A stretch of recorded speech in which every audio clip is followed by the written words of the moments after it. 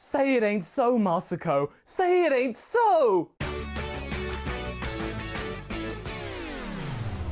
Hey guys, MasakoX here. And well, here we go, the first What If week of 2018, and we started off with a bang. Part 10 of the classic What If series, which is fast approaching its first anniversary come April. Back in said month, we actually set out to answer a simple question.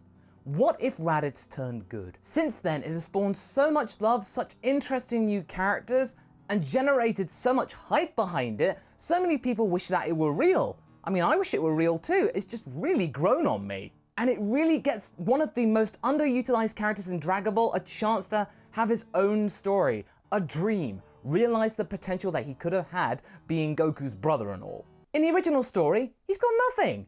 Thank you, Toriyama. Thanks a bloomin' lot. In the past 9 entries, we've seen Raditz actually sort things out with his brother, become his own person, master Super Saiyan, have a spat with Vegeta, resolve it, and then have another one again. He's really been through the mills, and not to mention, have his own family to boot. And he still gets to keep his trademark hairstyle, so I would call that a win for Raditz. And thank you all so much to everyone who shared the fan art for this scenario.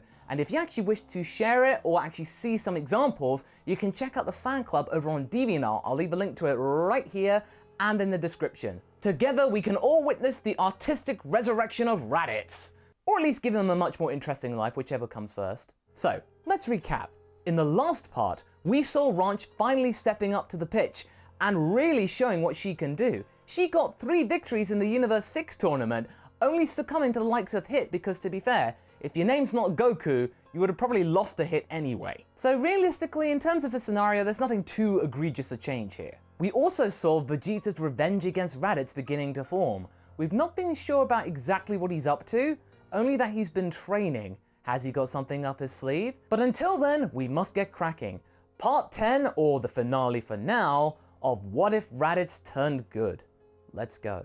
At this point, Goku and Raditz have actually joined Future Trunks to go back to the future to see what's going on in the land of the future. We all thought that Trunks had fought for it, and then it went all to pot, so much for that then. Short answer, not a lot. Now, a big question here is what happens in the future? We still get Future Mai, because in all of the What If stories up until this point, except maybe 1 or 2, I've kept the Future Trunks timeline the same as it was to keep some kind of constant going through. And actually, honestly, looking back on it, I kind of regret that decision because there was so much potential to have Future Ranch and Future Raditz and what that could have happened, that scenario. I lament that choice now looking back on it. Dang it, now I really want a time machine. And if you think that Raditz is shocked about all of this, that they don't exist in this timeline, don't be.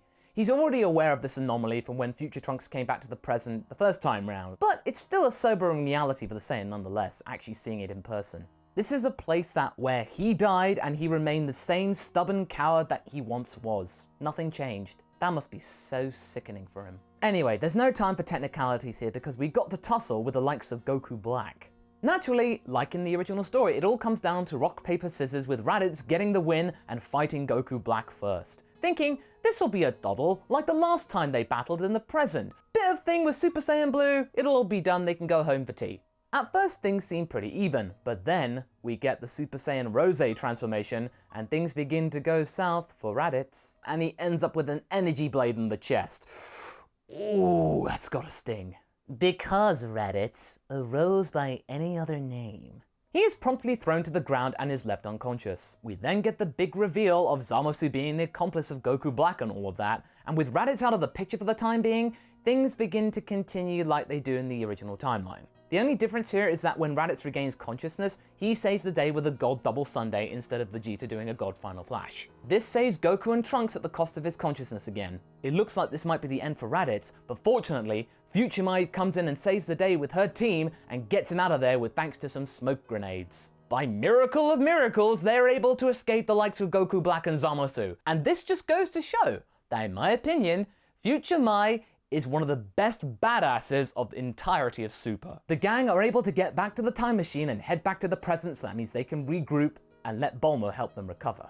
After informing Beerus and Whis of the whole situation, going to the present day Zamasu and then completely offing him with that whole cool Hakai thing, they're then ready to go back, once they've healed up, to go and try their luck again. Now that they've finished off the present day Zamasu, they think, with the way multiverse theory works, that Zamasu will be gone from that future, Goku Black will be gone, and then everything will be hunky-dory, and then Trunks can get back to normal. They ask Bulma if she can come along with them so that means she can get to see the future, think it'll be all fine and dandy, but unfortunately she tells them all that she's a bit too busy with a secret project that Vegeta's got her on. But before Raditz can get angry saying, "What? You're helping Vegeta? How dare you? Trunks' life is on the line here! How dare you prioritize otherwise?" Dr. Briest comes in and eases the tension, saying that he can finish up things here with Vegeta's secret project.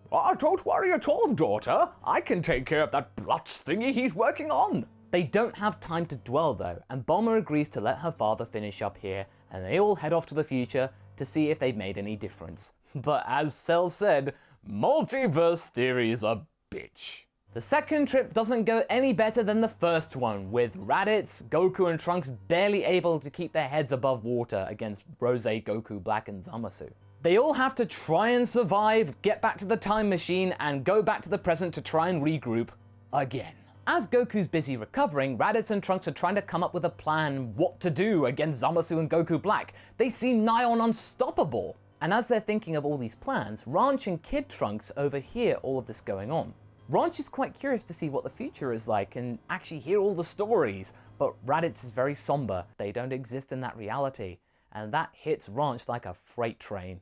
Kid Trunks squeezes her hand in solidarity, akin to what she did with him in the previous part of this What If. After Goku finally recovers, he begins to learn the Mafuba, by either just trying to figure out what he can learn himself, and then going to Master Roshi to learn the technique specifically. As he's doing that, Raditz heads off to the Room of Spirit and Time to try and get in some training and get more powerful after being defeated by Rose Goku Black. And this time, Raditz doesn't destroy the chamber like a certain prince did. They all head back to the future, and this time, Raditz tells Goku to bring the talisman along with them this time and to take the urn with them from the time machine, because remember, Raditz is a lot smarter than Goku and remembers these kinds of things, so he would make sure that Goku didn't forget because he's his brother. He will call him out on that kind of stuff. We now have Raditz all powered up from thanks to that Zenkai, in fact double Zenkai, actually holding his own against Rose Goku Black. Zamasu approaches Goku not knowing what any of these trinkets are, and Goku goes Super Saiyan Blue in order to defend himself for a little bit. And hey, why don't we just throw in Kaioken Blue as well, because that will look really cool. Thanks to this new power, he's able to knock Zamasu down long enough so that means he can get in position and activate the Mafuba properly. And this time the Mafuba succeeds! Zamasu is trapped inside of the urn and he's not going anywhere.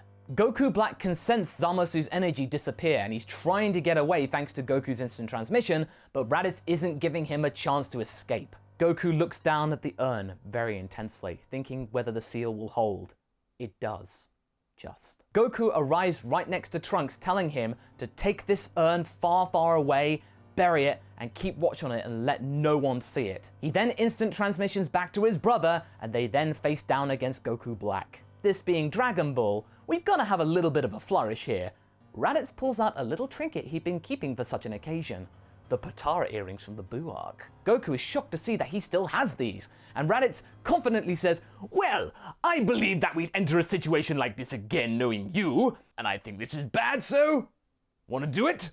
Goku nods enthusiastically, and together they put on the earrings and reform Raditz, and this time, Raditz Blue! Oh yeah, we're gonna have some fun here. We're getting a double Kamehameha!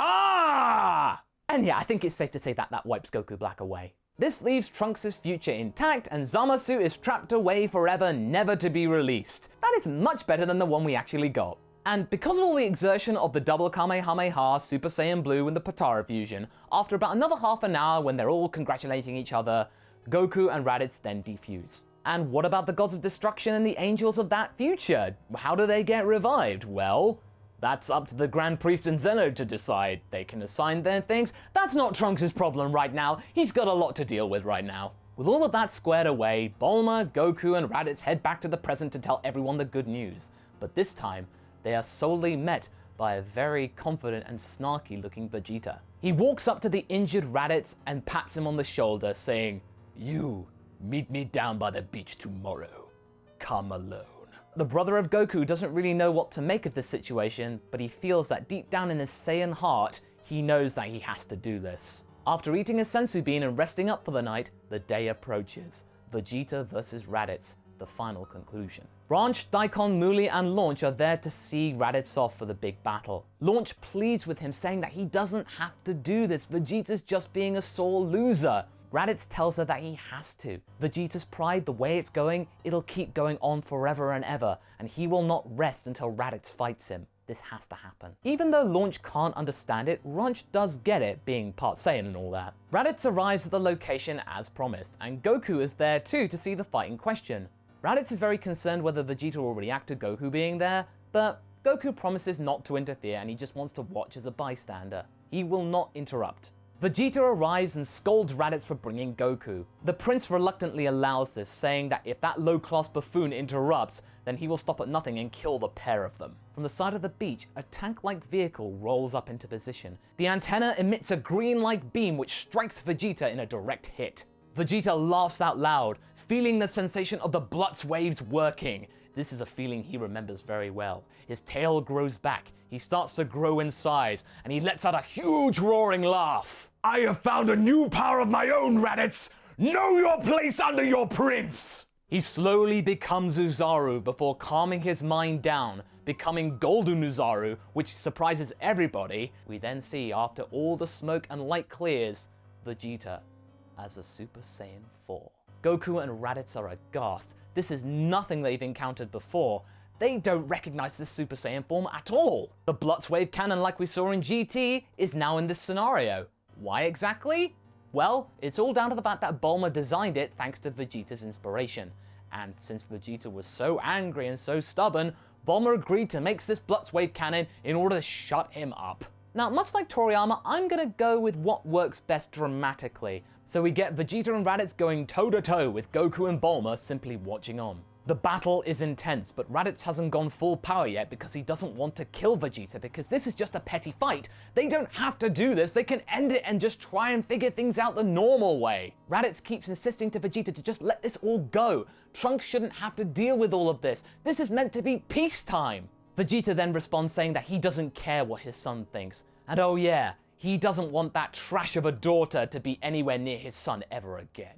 Oh, you did not just call Ranch that. He then lets out a scream that explodes like a supernova. He is now raging. The Super Saiyan Blue aura shocks everyone around. It's bigger than any seen before against Goku Black.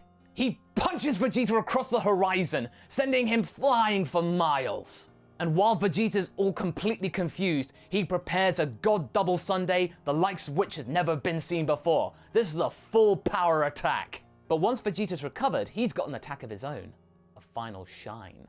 The two beams collide and the Saiyans get closer and closer as they try and drive each other to submission. It's getting more intense. Who's gonna win? Who's gonna win? By the end of it, they are only 10 feet away from each other, with Vegeta smirking and laughing, saying, "Ah, Raditz, this power is great and ultimate! Yours was not deserved, mine was!" Vegeta lets out one more furious scream, and we see an explosion of white light which encompasses everything around them, including Goku and Bulma on the ground. Goku and Bulma fear the worst because they cannot sense any energy from the pair of them. Bulma then pulls out a capsule which contains a boat, and they then head out to sea to try and find their bodies. After about 20 minutes, they successfully find them, and they're barely hanging on to life. Hours pass and Vegeta finally regains consciousness. He has nothing but his thoughts for company until Raditz wakes up, looks over to the prince, and smiles. "You see, Prince, it doesn't matter what class you belong to. Any being has the potential to become stronger than what destiny provides them. Anything is possible. Kakarot proved that to you years ago, and I proved it to you today." Vegeta is stunned by this, and he wants to deny it, but deep down, in the heart of hearts, he knows this to be true. Once Vegeta and Raditz have actually recovered, their relationship begins to heal. Sure, they're not going to become friends anytime soon, but they can at least tolerate each other in the same room and work together for once. As for Trunks and Ranch, well, they're allowed to see each other again, and everything is just coming up roses for the pair of them. When they're told the good news, Trunks kisses Ranch on the cheek, and Ranch hugs him back, and with all of that happiness around us, this part ends. So there we have it. 10 parts of the story, and we pretty much reached this conclusion for the time being. But does this mean that the story is over? Oh, absolutely not. But in this part, we did lay down the groundwork for a potentially interesting Part 11 in the future. Zamasu was contained, Future Zeno wasn't brought back, and this could mean that the Tournament of Power could be changed significantly. In any case, Vegeta and Raditz's feud has finally been put to rest.